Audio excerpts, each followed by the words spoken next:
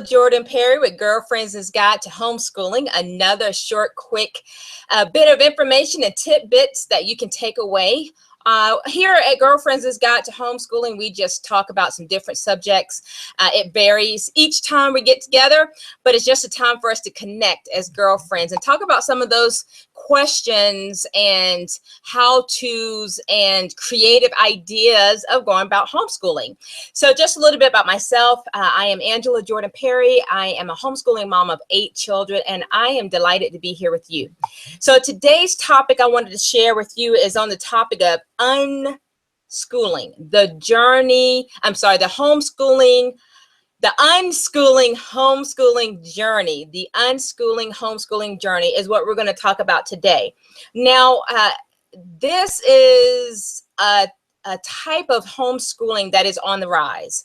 It brings a lot of flexibility. It brings a lot of opportunity for adventure and creativity, and just gives the home educator, the parent, the opportunity to go along with what their student is interested in.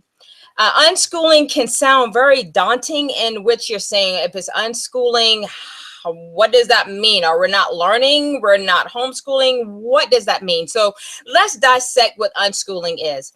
The topic of and the type of homeschooling of unschooling is basically where it's child-led. The child does the leading of how they want to learn and what they want to learn. So if you're on my Facebook Live right now, welcome. Give me thumbs up. Give me some hearts. Let me know that you're connecting with me. And if you're live with me on YouTube, welcome. And if you're looking at this by replay, again, thanks for joining in, and give me some love. Those hearts and thumbs up count, even if you're looking at them later. And your comments, I welcome your comments. Give me some thoughts, some questions, some things to add to what we are talking about. Okay. So homeschooling is basically just letting the child lead by their natural curiosity. And again, it could be a long period of the day, or it can be within the confines of what you set for a school time day. And of course, that depends on your state and what they determine at least the amount of hours. Okay. In my state, we don't have a certain amount of hours under the option that I am a director over. But so there's no books normally. There could be some. You can have homeschool, but literally it's being led by the interest of the child. So if they're preschool age, that could look like, oh, let's play school. Let's pretend school. Now we're going to pretend about holding a pencil and those type of things, and learning songs, or what do you want to do next? And you interject some ideas. But, oftentimes it's not led by a set curriculum. The student leads that day of schooling.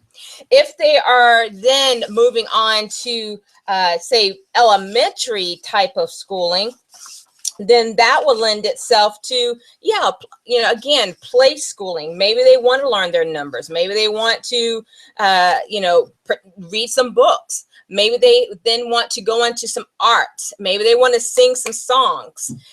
You can bring the suggestion, and then they go right along with it and follow through with it. When they get more into middle school years, and the learning that they're having math is by hands-on, maybe through cooking or building something, or in different ways like that where mathematics is used. Literature, hey, you go to the library, and what do they want to learn? What is their interests? By that age in high school, definitely they have some clear interests of things that they want to read about and to learn, from grammar, from history to literature. And basically whatever that student is learning, then, what you also do is just teach them how to document what they've done for the day, so that you can show there was clearly a thread of schooling in the school day. Okay. So let me back up before I get to how you document that. Depending on your school that in the state that you're in, it will depend on what you kind of want to make sure we're covering in that day of our unschooling day. Again, you're not set by a outlined agenda of what you're going to exactly cover for the day, but you're more so in a generalization of what the student wants to do. So as we're talking again about middle school and high school, maybe then they're more into experiments and wanting some hands-on opportunities. Another thing about homeschooling is great to always have supplies on hand. You know, you may have a wonderful display of all types of supplies where creativity can give itself without having to say, oh my goodness, we're out of glue, let's go get glue, or we want to make an electrical circuit, all right, oh my goodness, we have to run and get this. I mean, you can pre-plan that. Oh, you want to learn about electrical circuits? Maybe we can do that tomorrow because I have to go and get that stuff today.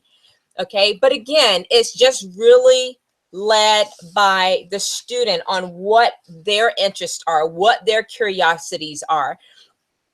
And it's almost eclectic. Eclectic is a little bit of this and a little bit of that and a little of this and that and the other. And as they grow older, as they go on and in this environment, they are learning. It is now indicated that those who homeschool tend to be a well-rounded student because the parent releases that student to all the books that they want to read, all the things that they want to delve into. Oh my goodness, the moon. Oh, wow, what about it? Well, let's dive in and learn about the moon. And then you can study and study the moon and pull information here and here. And maybe the next day they want to learn, oh my goodness, you know, how to make soap, for example. That's a hands-on opportunity. Why does this work? What makes it turn into soap? Then you can jump into chemistry and understanding the different elements you put in there. When we make our soap, we use lye. So how does that work? Doesn't the lye eventually hurt you? You know, what's going on in that process? Everything about their day and about their life becomes about learning in essence with that. So unschooling is very much not structured. Okay, you can use maybe just you need a math book. Maybe you just want to do a math book in your unschooling journey, and then you want to add other freedoms as they go along. Your unschooling can look however you desired it to look. You definitely have to abide by the laws of what they say have to be taught. In the state in which I am, there are 5 subjects that has to be covered. So basically, now I'm going to get to the documentation of how that unschooling looks. So there have to be documentation made in our state. Certain states require that, others don't. So depending on the age of the student, they can certainly begin documentation. Set up a simple thing. Maybe if they learned about the moon, for example, and you told them, hey, now you've learned about the moon, all there is to know for the most part. Now write a story about it. Okay, write something about what you've learned. Now they've read a book about it, they watched videos about it, they now are writing a paper about it. Now for documentation, you know, you can put the study of the moon as part of science. And maybe for math for that day, you all baked a cake and they had to understand you wanted to double the recipe, for example, and they had to learn how to add these fractions, or you wanted to half it, so they had to learn how to half the fractions.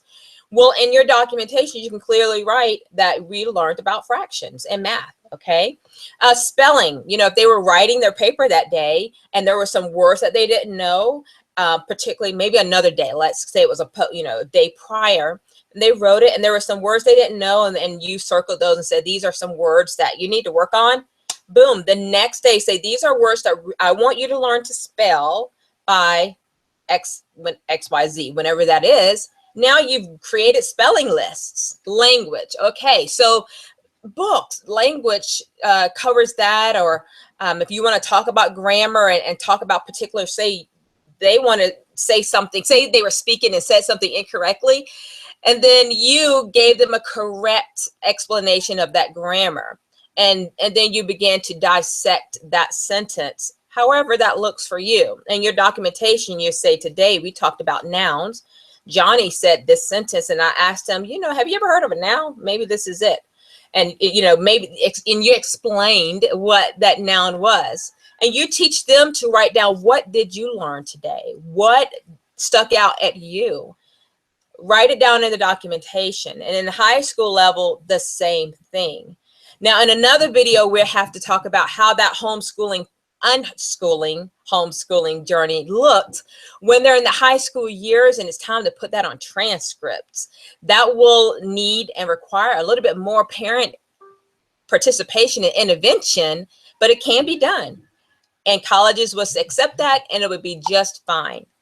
Again, when it comes to the unschooling, homeschooling journey, it is very much proven to have students who score way above their grade level because the world is opened up to them to go and learn what they like, when they like, and at what pace they like. They're not restricted to this. It opens up to you. Now, for structured parents, that might be a challenge because that is unstructured. But for those who are unstructured parents and not great with keeping up with all that, this would be a field day of fun for you. So I challenge you to look into unschooling some more. If you have questions, send me some comments. Send me an email at gg2 homeschooling@gmail.com. gg2 homeschooling@gmail.com. That's girlfriend's guide to homeschooling@gmail.com.